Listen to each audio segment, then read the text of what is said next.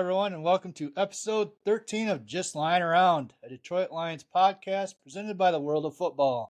I'm your host, Kyle Sutherland. I am joined by my co-host and brother-in-law, Ted Lasso. Ted, before I ask you how you're doing, I just need to do something real quick. I know last week I brought out the old garbage bag, brown paper bag, because, I was worried about after the Ravens lost, how they're going to do for the rest of the season. But I think it's time for me to put that to bed here. So, you know what I'm going to do? I'm going to lift this up, and I'm going to go ahead and put this bad boy on, because we're going to win the division, and we're going to win the Super Bowl. I'm going to put that on the line right now. So, yeah, as you can tell, the Lions won last night. But, yeah, hey, Ted, how you feeling right now? Well, I don't look as stupid as you do right now, making all those bold predictions. So there's that going for me. Oh yeah, I forgot. I talk with an accent. My name is Ted Lasso. I was head coach over at AFC Richmond over there in Europe for a few years. I coached football before I went over and coached football over there. It's a whole thing. I got 3 seasons of it on Apple TV Plus. Y'all should go check it out. And I watched that Lions game last night, and y'all boys look pretty good. Definitely got some thoughts on it, but I'm sure we'll get to it. Happy Halloween, everybody. Yep. Yeah. Happy Halloween on this Victory Tuesday from the Lions. I'm dressed as Ted Lasso, and you're dressed as a delusional Lions fan. How about that? Perfect. But yeah, on today's show, we're going to go over the Lions' Week 8 win for the Las Vegas Raiders, and then look ahead to Week 9.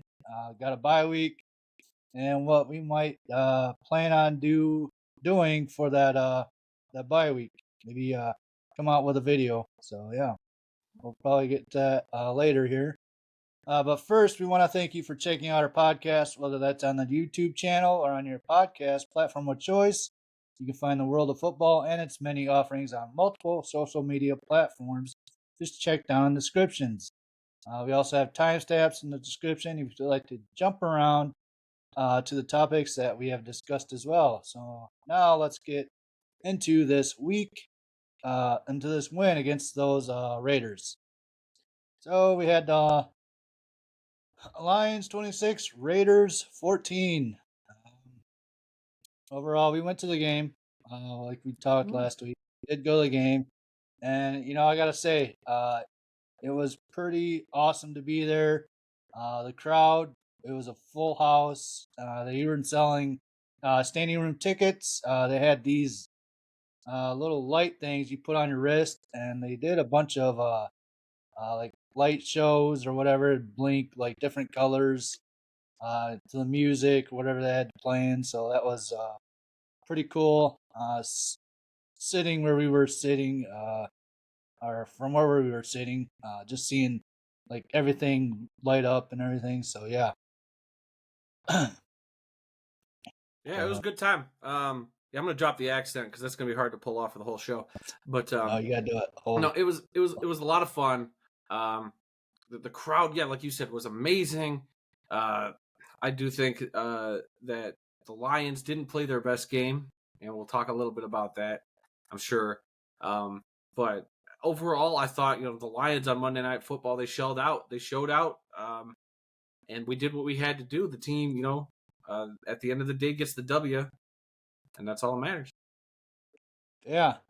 Speaking of like Lions not really playing the best game, was it 3 drives the Lions did all resulted in the field goals. So they went up 9 points to 0 at the first half. But yeah, those field goals that they did resulted in actual touchdowns, I think we'd be talking not like a big difference, but it'd be kind of like a different kind of tone setter throughout like national media or power rankings and all that stuff. So which all that stuff irrelevant. Yeah, could they have easily have won this game like 42 to 7 or 42 to 14? Yeah, I think they could have. they got to learn to finish drives. I don't know what the problem was. I don't know if it was the play calling or if the Raiders just actually, give the Raiders a little bit of credit. They buckled up in the red zone and didn't let the playmakers make the plays. But I think after a while, the Lions wore them down. That's when, Jahmyr Gibbs finally got his touchdown. And that Lions defense we'll talk about also did their part for the most part. Held the opposing team to 157 total yards, which is just absolutely insane to me. Oh yeah. And I wouldn't have guessed that being at the game, but it shocked me a little bit. There's a few things that shocked me about how the Lions did, and again, we will get to those. Yes, we will. So, real quick, let's go over some stats for both teams. We'll get that out of the way. Starting with the Lions, Jared Goff, 26 to 37 for 272 yards, 1 touchdown, 1 interception. Amon-Ra St. And that Brown interception. Well, hold on, that interception ended up being a pick six, which is really rough. And I just want to say, as Ted Lasso, Jared Goff did what Jared Goff needed to do, and he played like a goldfish. He went out there, he threw that pick six, and he came right back out there, and acted like it never happened. So Jared Goff, very special, very very special player. I appreciate him and this team come out there like goldfish. Like last week, we get embarrassed. They come out this week, to get the W. So you got to play like a goldfish in this league and any league, as I taught over on my Apple TV Plus series, Ted Lasso, which you can find all 3 seasons streaming. Not a sponsor of this podcast. Hopefully, you can get us a sponsor then. But yeah, Amon-Ra St. Brown came with illness, surprise illness. Was it Saturday? Popped up, but he ended up playing. Had another great game today. 6 receptions for 108 yards. Sam Laporta again balling out at 8 receptions for 57 yards and 1 touchdown. That was a beautiful play. And that one drop at some point in the game that was kind of rough. That would have helped us out, keep a drive going. But I don't say he's got a case of the dropsies, but he's had a couple of drops, so he's still working on some stuff. But he's still also on a great pace for a rookie tight end. Oh yeah, yep. And it's his first year still. Like, I'm not gonna bag on him too much, but if it happens later on, everybody's starting to get on the hating JMO train, which I'm getting tired of. I heard fans in the stands even at last night's game getting on JMO. It's like, guys, it's he's still technically kind of like a rookie. I know it's his second year, but come on, like, can we just settle down a little bit with? I get it, he's had a few bad drops, but can we give the kid some time? Like, good Lord, they want him to be Randy Moss 2.0 so bad. Yeah, we should get into that later on here. For me, I think they're just using them wrong. Like deep slants or shallow slants. Like, I think that's where he would thrive. But yeah, let's talk about JMO here in a little bit. But let's continue. Jahmyr Gibbs, I think, was the star of the game last night at 26 carries for 152 yards and 1 touchdown and 5 receptions for 37 yards. He was the number 1 rusher for the whole league this week, and the number 1 player for the total amount of yards for the whole league this week. So, yeah, one heck of a game out of Jahmyr Gibbs there. He balled out, and kudos to the lady who dragged him up into the stands there. That little lady, I wouldn't have guessed that she was able to lift a 200-pound man into the front row of the seats there. But she did a heck of a job. Maybe the Lions need to sign her. Or maybe she's taking steroids. Who knows? Performance enhancing. I'm not gonna throw shade at her like that. Well, yeah, it was pretty impressive. But yeah, let's continue on to the Raiders side. Jimmy G did not have a good game. 10 of 21 for 126 yards and 1 interception. Josh Jacobs, 15 carries for 61 yards, 1 touchdown, and 2 receptions for 27 yards. And I want to highlight these 2 next players because last week I was talking about, like, we gotta get a handle on Adams and Myers. And even though Adams only had 1 reception for 11 yards. He did have a lot of wonky throws from Jimmy G that were not in his vicinity or catchable or whatever. But I felt like that was the cause of like the defensive line getting to Jimmy G, kind of throwing him off. And then we had Jacoby Myers also had 1 reception for 19 yards. So yeah, what the Lions defensively did on that front 4 or 5 was great. They ended up tackling Jimmy G for 6 times, a bunch of pressures, which resulted in Devontae Adams having 1 catch, throwing his helmet,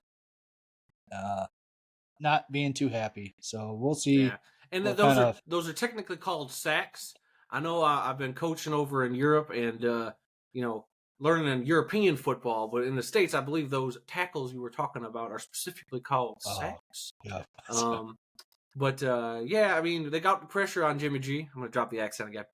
They got the pressure on Jimmy G. Yes, Devontae was wide open a couple of times. It was almost like the Tampa Bay game where had those passes been connected, we're talking a 98-yard touchdown at one point, a 60-yard touchdown at another point. But that's where the Lions defense scares me a little bit, is that, yes, we get a little bit of pressure, and you got to hope it affects the quarterback. Otherwise, those are turning into big touchdowns because for whatever reason, the way the secondary is covering that, I don't like that. Like, I'm just like, why is there so much space? Why are you letting him get behind you? Like, you should never be letting a receiver get behind you. And he didn't have over-the-top safety help at a couple of points.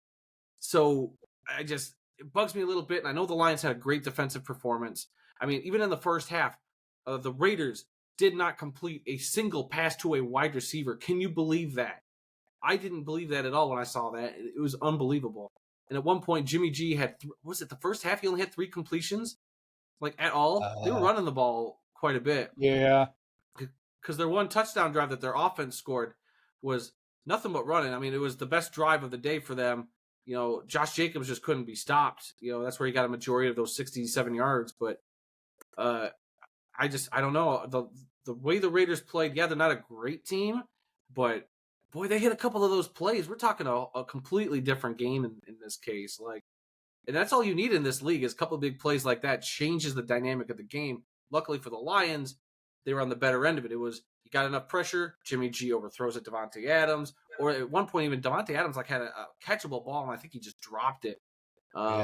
So, I mean, as much kudos as I want to give to the Lions defense, there's still some work to be done, boys. And, it helps that you played a mediocre Raiders team that was playing with a hurt quarterback. And I think it was very evident that Jimmy G was just not, 100%. And that maybe they should have gone with a healthier quarterback last night, and it probably would have helped them out a little better. Yeah, I mean, you're talking about Josh Jacobs during that one series where they ran it down the field like just like a perfect time-killing drive they had resulted in a touchdown. And I don't know why McDaniels just didn't stick with it. Like, if I was a head coach and seeing Josh Jacobs, he's on the firing block, isn't he? Like, he's definitely getting fired this year, right? Like, there's no way you keep this guy. I think he's some getting of the fired. Stuff he's doing, man. You were saying he's getting fired after that first timeout, or no? Aaron was saying he's going to get fired after that timeout a couple minutes into the game. Like, what are you doing? Like, yeah, I don't know. If you got someone in the backfield like Josh Jacobs, I would have been running it all night the way he was. He had that. I know. Yeah, Jacobs is special, man, and I was a little surprised that he didn't get more action. Between him and Devontae not getting as much action as you'd think, like, unbelievable. Oh well, but yeah, we're here to talk about the Lions, not the Raiders. Yes, so we are. Yeah. I know. Let's move on. Total yards for the whole game. Lions had 486 yards, and the Raiders had only 157 yards. And time of possession, Lions had the ball 39 minutes and 33 seconds. Raiders had the ball for 20 minutes and 27 seconds. So yeah, even though there was kind of weird plays by the offense on the Lions side, they dominated this game. So yeah. Should have been a wider margin of victory, but I mean, in the NFL, a win's a win, and they're not all going to be pretty. And I think the Lions know that, and they know they got to get back to work and not take this one for granted. They got to keep stacking them. Yeah. But yeah, the only thing I want to say is like one of the field goals that they did kick, the Lions were down in their side of the field. I think it was like 20-yard line. It was like 2-1 or second down and 1 yard to go. And Ben Johnson came up with this weird play like I get Craig Reynolds out there, Gibbs out there, and just run it down the middle for that 1 yard gain to make it a first down, and then run your weird freaking play that he ended up doing to where it was a like was it? They had Khalif Raymond There's the running, They and had a he like couple of turned those gadget around. plays. Yeah, they did the Khalif Raymond one, then they did a Jamison Williams one, all in the span of a couple minutes. It was just like they were trying to get too cute. And there's time and places for those. And I think at that point of the game, I forget what the score was, but you're up. I think it was either 3-0 or 6-0. I can't remember the exact down in time and score, but you're up. You only need a couple yards, and you run a cute play like that. Like hey, let's all admit it. If it works, none of us are complaining about it. But the fact that it didn't work, yeah, we have to criticize it a little bit. But it is weird that in that situation you would run that play when it's just like you just need 2 yards. Like tush push it, run it up the middle, and if it's 3rd and 1, so be it. You do it again, maybe, and then maybe on 4th and 1 you get cute with it. That's when you try something different. But I don't know. I just feel like Detroit. He does come up with stuff at weird times. That's my one big knock on Ben Johnson. But then he'll do something that works, and none of us are going to complain about it. So I would like to see more consistency, and I think there's times like I think Campbell did a good job this week of saying, "Hey, let's go for the field goals instead of let's go for it." Like we Yeah. know we can do it. So like last week, they had those 3-and-outs, and we've had drives where we go down there and we don't get points. At least here, it's like, look, get the points. It's early. We'll see what happens later. But as much as I like going for it on 4th down sometimes and being like, let's just show that we're the more dominant team. I do commend like the coaching staff, or at least at the beginning of the game. Let's chill. Let's just get the points while we can. We're fine. But I think there'll be a time and a place where they have to go for it in some of those situations. There'll be time and places where those trick plays or the cute plays got to come into play. But last night was the kind of game where it was like, we didn't need any of that. You just needed to run Yeah.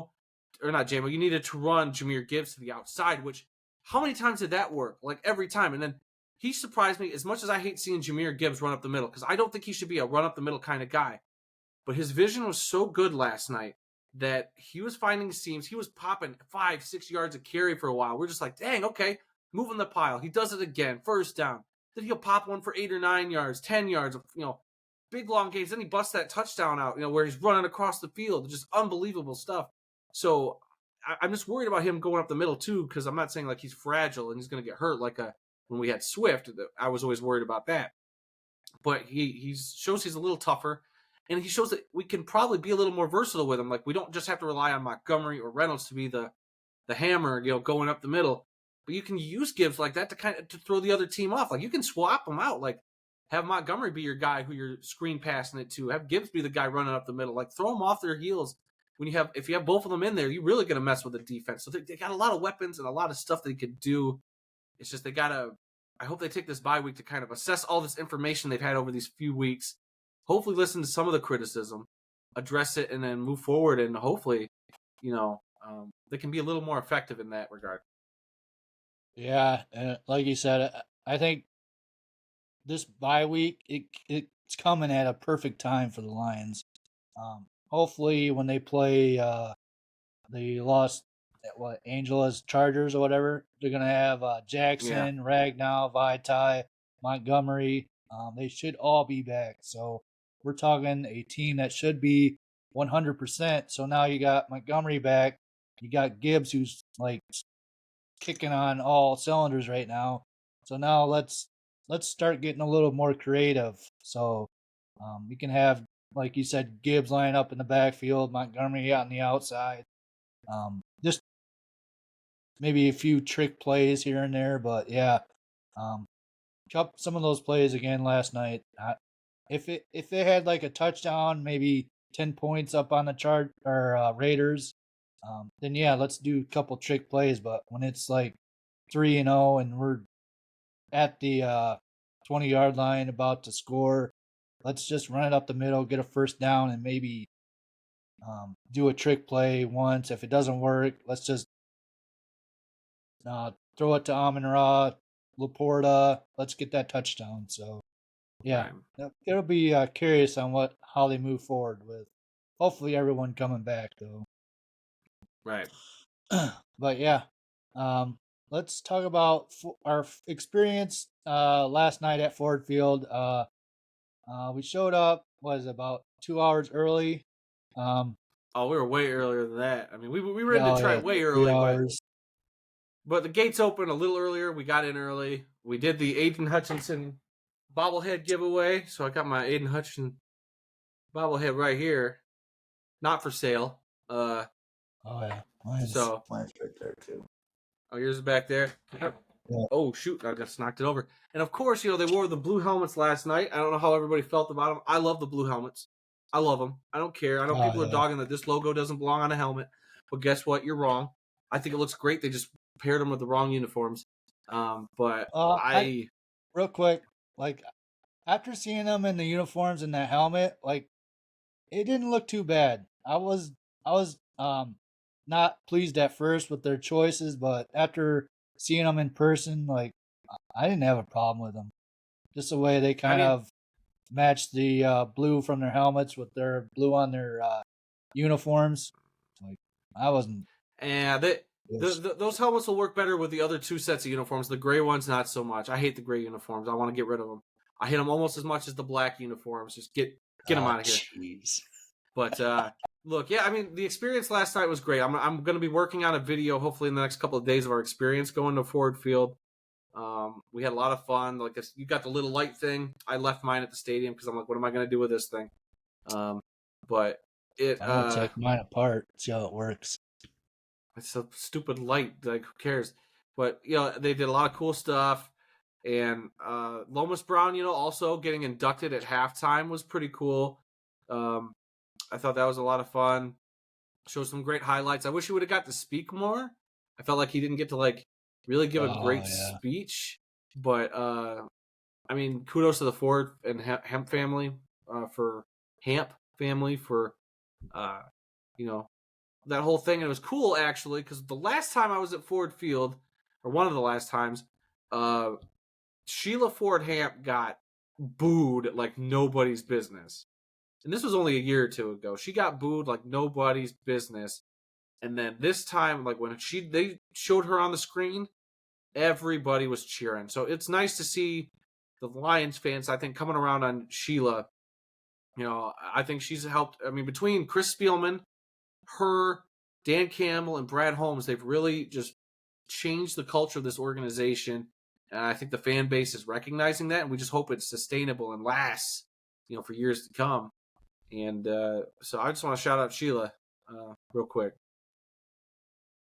Yeah, they even then their Lomas Brown inducted ceremony, they had a lot of big names there too.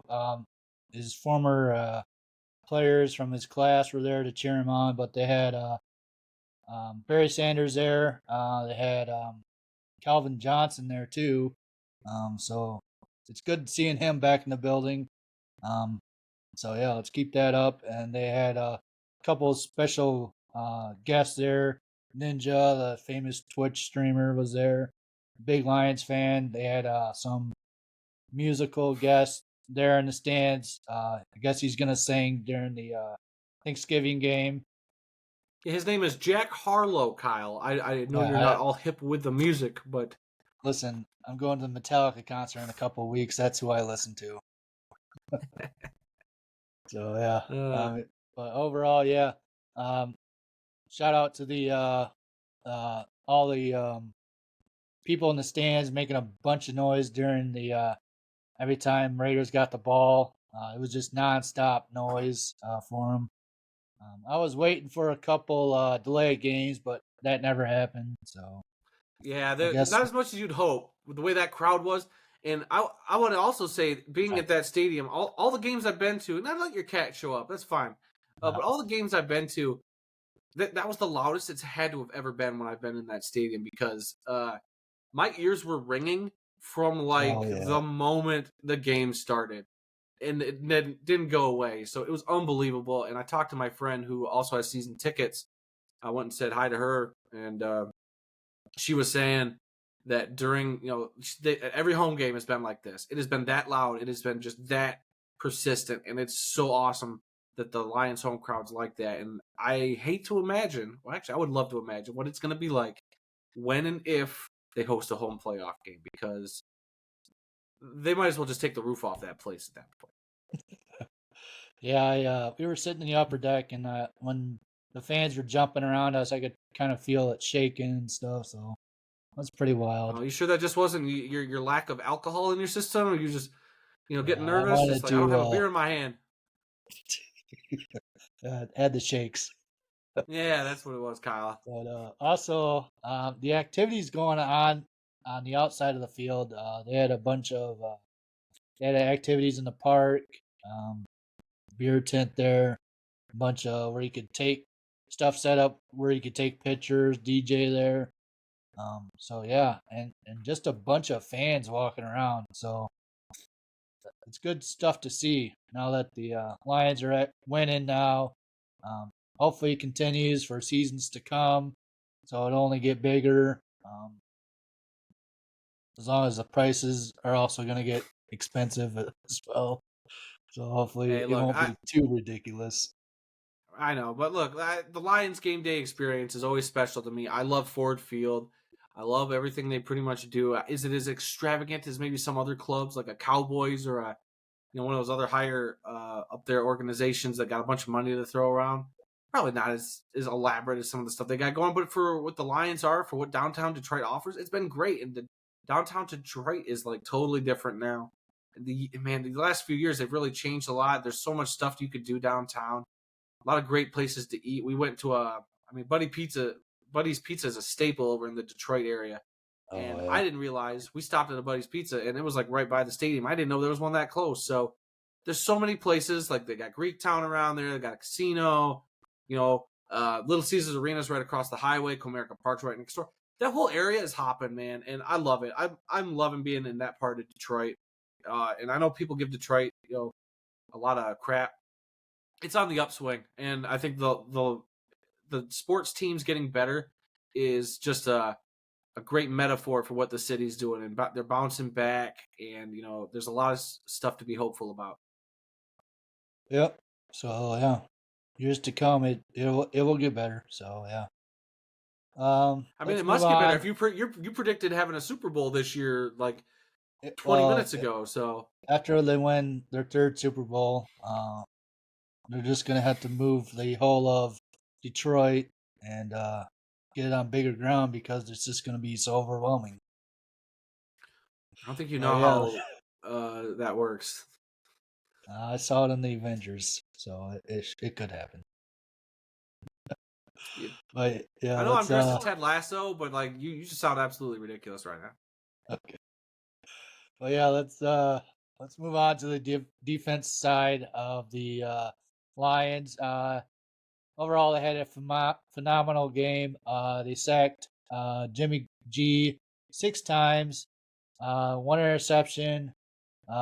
Ritters had one successful third down out of 9 and 0 successful fourth downs out of 3. So, and they held Josh Jacobs to only 61 yards.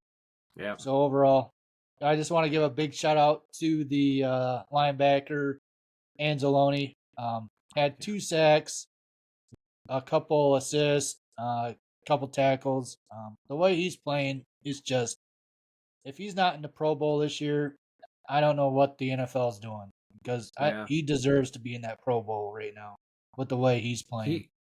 He's playing absolutely out of his mind. Like I've said before in a few shows that he's come a long way since he first came to Detroit. When I was like, "Who is this guy? He's playing terrible, over pursuing, blah blah blah." And I look at him; he's one of my favorite players. He got fans in the stands last night, rocking the long blonde wigs.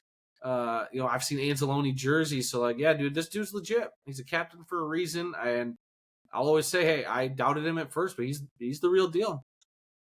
Yeah, and also another big shout out to Elaine McNeil. Also had a couple sacks as well. So good job on him. I know Aiden Hutchinson hasn't performed like most people want him to, but just the way the other defensive players are stepping up, I'm not too worried about it. So Aiden Hutchinson will have his time coming. I just know he's probably going up against a couple great tackles or being double teamed all the time, which is opening up other opportunities for other players to succeed. So yeah, good on him. I know he went into the game dressed up as Shark Boy, and they had the original Shark Boy there at the game Yeah, also. Taylor Lautner, yep. Yeah, so that was pretty interesting. But yeah, also the interception by Kirby Joseph. Jimmy G was throwing it to Devontae Adams in the end zone, and Kirby Joseph read that play perfectly, picked him off. I would have loved to see Kirby Joseph kind of would kneel in the end zone Kneel in so the he end could get zone. out further, but he decided to run, get to the 11-yard line, which in that moment, I guess you're just fueled by adrenaline, so not really thinking, Yeah, I guess. and at that point in the game, the Lions had just fumbled the ball. Yeah, We gave it to Las Vegas, and then they gave it right back to us. So it was almost like two turnovers that nullified each other. And then we got the ball back at the 11, which is where our last drive literally started before we had the turnover. So it was almost like we got a little bit of a do-over. But yeah, in that situation, he just saw green grass. It just so happened that the Raiders closed in on him pretty quick. I think he just saw I could get further than the 20, and I think in that moment you're like, I can go, and he yeah, just gets stopped at the 11. So it is what it is. I'm not going to dog him for not kneeling in that moment. Like, is that what you're really thinking? You're just thinking, I'm getting the ball and I'm going that direction. I mean, there's times where I think and you're a little more aware when you're in the end zone, like, oh, I'm going to pick it off and I'm just going to kneel it right now. Like, but I think in that situation, you just see all that grass in front of you or turf, and you're just like, I'm going to go. yeah. And so yeah, overall defense was firing on all cylinders, I would say. But yeah, so these next 2 points, I want to kind of put them together. We all know Jameer Gibbs had one heck of a game last night, Yep. but there was 3 to 4 plays where they would either hand it to Jameer Gibbs or Craig Reynolds, and they would be running right towards Max Crosby's side. And even me during the game was kind of yelling, and other people were saying, "What are you doing? You don't run towards Max Crosby." But looking at a couple replays further on, they gave the ball to Jameer Gibbs and they left Max Crosby unblocked, and Jameer Gibbs flew by him and another defensive player. And I guess that's what their plan was, just to wear Max Crosby down and finally like say, hey, we know you're kind of like a superstar, but you're gonna get a one-on-one with like Jameer Gibbs, and let's see what you can do. And yeah, Jameer Gibbs just flew by him, and yeah, if you get a chance, look at that play. It was pretty special. I think Jameer Gibbs ran for a first down on that play too. So yeah, if Jameer Gibbs can keep it up, not get hurt, I suspect, hoping that when Montgomery gets back, kind of hopefully it will put more pressure off Montgomery and they get more even split backfield. So yeah, good stuff out of him. I'm really excited for what he did. Yep. Anything? Nothing? Oh well, I mean, I was gonna let you make your point and move on because I thought we talked a lot about it. But look, I'll take the Max Crosby side of it. Yeah, you got to learn. They definitely there was a couple plays where he just sniffed plays out, and when they're the Lions like to move a lot of their linemen around. They like to do those, uh, pulls. They'll pull the lineman and he'll come around and block, on the other side of the line. And it feels like whenever they did like a guard pull or tackle pull, whatever you want to call it, Crosby would come off the edge and just blow up the backfield. I think that happened 2 or 3 times. I'm like, he's sniffing out these dumb plays, including the JMO play we were talking about earlier, where he did like that reverse. He just sniffed it out. He just was unblocked. Like, how do you leave a Max Crosby unblocked? He's the one guy you got to worry about on that defensive line. Luckily, he didn't make a whole lot of plays. I think he had a few. I mean, he's going to get his, but you're hurting yourself to an extent, not accounting for him. Or like before the play, I don't know if it's something Goff needs to sit there and like, all right, he's on the left side. Here's the protection. I'm going to call out. Hey, look, he's on the left. Like, everybody just shift it this way. You know, and I don't know how often they do that. You'd think that'd be a regular practice. I know it's not Madden, where in Madden, like, oh, so-and-so's over here, let's flip the play. You know, I just would have liked to have seen them address Max Crosby more. But, I mean, I can't argue with the end of the day.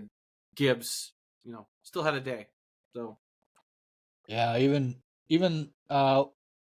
with him having a day, you got to realize also that the offensive line had 3 starters out. So you had Taylor Decker on the left side. Then who was you? I can't even say his name. Skipper? Skipper went in later.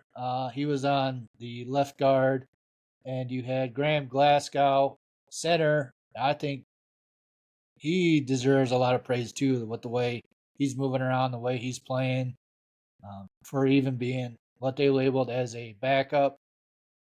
But yeah, he's just doing it all. Then we had Scoresdale, a rookie on the right side guard.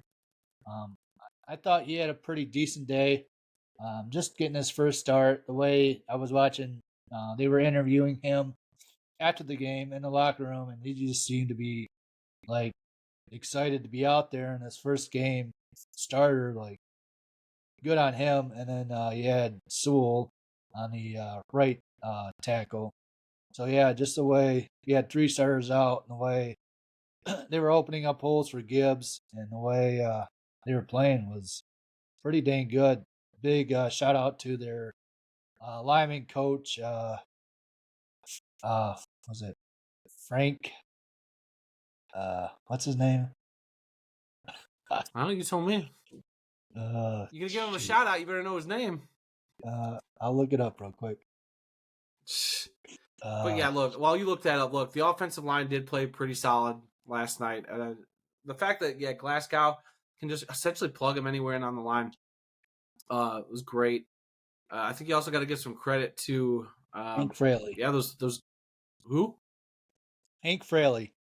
Hank Fraley. Look, you got to give a lot of credit to all those guys, that whole unit just as a whole. Skipper coming in, and you know they do like to do some substitutions here and there, and I don't know how they do it, because the offensive line, you want that team, you know, that line to gel, and they've got depth, and it's awesome to see for a change. Like, usually, like, it used to be the Lions lose anybody on that offensive line and we're screwed. You lose your left tackle, we're screwed. No, what do they do now? They just put, hey, we're going to put Penei Sewell over there at left tackle.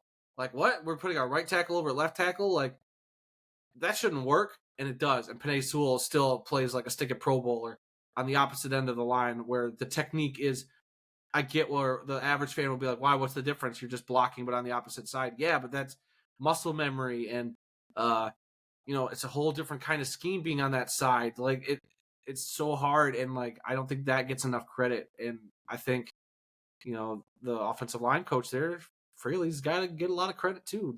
He got them boys taught good. Got a good unit. Yep. And then going into the bye, hopefully Jonah Jackson can get back. Ragnow can get over his foot. Vaitai, I don't know what's going on with him. I don't know if we're going to be seeing much of him anymore, or if shoot, what's his name? Graham Glasgow will just take over. But hopefully Vaitai gets back, and Montgomery will get back. And I don't know. I got a feeling CD Deuce, originally CJ Gardner Johnson, I think he's coming back quicker than what everybody thinks. because he showed up at practice. He was able to do a couple push-ups. A couple Yeah, of just be on the push-ups. lookout. Hold on, I can do a couple of push-ups and then I'm done. Well, Like, when you tore your pectoral muscle, it'll be a little hard, hey, I tore my pride. All right, that's almost as bad as a pectoral Okay. muscle. So yeah, if he does come back early, I wonder what they're gonna do as far as the lineup with him. If they're gonna just have him rotate or just have him as a starter. But with the way these defensive backs are playing right now, with the way they're gelling, I don't know if it would cause problems with someone like Gardner Johnson coming in. Kind of now we got to redo our game plan and all that stuff. But yeah, I don't I know, with a talent like that, if you're willing to risk it, just to see how it goes or what they plan on doing. But yeah, it'll be good to get I him back. I think regardless, he comes back. I mean, gelling. I get it. He hasn't played with him to gel in that aspect, but he was a part of that team in the training camp, so they know what they're supposed to be or want to be all about. So I don't think it'd be that bad. I think it's just a matter of how they scheme it up. And I mean, I've been loving seeing Tracy Walker out there. To be honest with you, I think he's been doing a very phenomenal job, and I'm hoping that shows the coaching staff that maybe Tracy Walker deserves to be out there more so than CJ. I know we paid CJ the money, and he's a good talent. I want to see him out there too, but yeah, I hope they find that good balance so that maybe we're not relying on CJ Gardner Johnson that much. Him and Walker can maybe rotate or something, or have them both out there. Like they could do so much. They just got to figure it out. Yeah, that's another piece. You can rotate with um, Brian Branch, give him some rest. The safeties rotate with them. So yeah, it's another piece where people can get a little more rest, so they're not out there 100% of the game. So yeah, let's move on to week 9. The Lions have a bye week. Um, I don't know about you, but if we do another show, I think we talk about trade acquisitions. Are they seller or are they buyers? As of right now, they got a little less than 3 hours to do anything. I know Chicago Bear picked up Montez Sweat from Washington. I, I feel like a lot of people were saying like that would be a fit for the Lions, but that is no more. So Yeah, you got Chase yeah. Young, you got a couple other players maybe they could pick up. I feel personally that if you just get one defensive end to help out Hutchinson, that's just it's going to help the whole team out. Um, as a whole, I know with the Raiders, their offensive line wasn't really great, but when you get into the playoffs and you start facing against these good teams, they got good offensive linemen. So to get someone like a big powerhouse player to help that off defensive line, I think they need to do it. So hopefully, again, a little less than 3 hours till the trade led deadline comes, they'll make a move. Yeah, we'll see. I don't expect them to do anything. I would love to see them like if they got like a Max Crosby, if they got some safety help or some cornerback help, I'd be into that. I just don't know if they're gonna. I think Brad Holmes feels comfortable enough right now, but like I said, we'll we'll tell a lot about what Brad Holmes is about, depending on what kind of moves get made. Because he's not gonna give up draft capital, I think, or Oh a yeah, lot of great draft capital to make a splashy move just to make a splashy move. He's going to find a way to cost effectively improve this team. And if that means not making a move, then so be it. yeah, yeah. Brad Holmes isn't going to give up a first rounder, so Nah. you never know. Like a player could be like, "Hey, tell his agent, hey, reach out to like maybe the Lions. I really want to play for him." But that'll depend on what kind of pick that the team that they're on wants too. So Yeah. we'll And we'll see. see. And we'll figure out what we do for the bye week. Like we could either talk about if there's a move, we could just talk about our thoughts on the upcoming schedule, the state of the NFC North. We could do a lot of that sort of stuff. Yep. So yeah, just be on the lookout. I'll post it on Facebook or World of Football will, if we have one coming up. Oh yeah. But yeah, let's close it out here. Adam, you want to do a little skit there? Oh, And you my got to little do it in skit. the Ted Lasso voice. Well, sure. I'd be more than happy to oblige you with reading this here exit here. We hope you enjoyed listening to this here program. Be sure to visit the world of football.com. That's the American version of football, not the European version of football. For news links, upcoming events, articles, more, great fellas over there. Good old boys up there in Michigan. Go to www.theworldoffootball.com for all that stuff. Email us at info@theworldoffootball.com. Connect with us by liking our Facebook X account. Personally, I like Twitter better, but whatever. Times are changing. Elon Musk's going to do what Elon Musk's going to do, so it's X now.